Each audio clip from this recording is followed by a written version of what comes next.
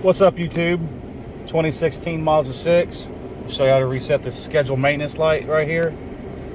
Turn that light off right there. Anyways, if you haven't subscribed to my channel, please subscribe so I can continue to make videos like this to make your life easier. Let's do this. First thing you're going to do is go to your little turn dial down here, and you're going to scroll all the way over to where it says applications, and then push down on your button. Now scroll down to where it says maintenance, going clockwise with the scroll button. Push down on the button again. Where it says scheduled right there, press down on the button again. Then go down to where it says reset, press down on the button again. Are you sure you want to reset the scheduled maintenance? Turn the dial to the right, clockwise. Push down on the button again.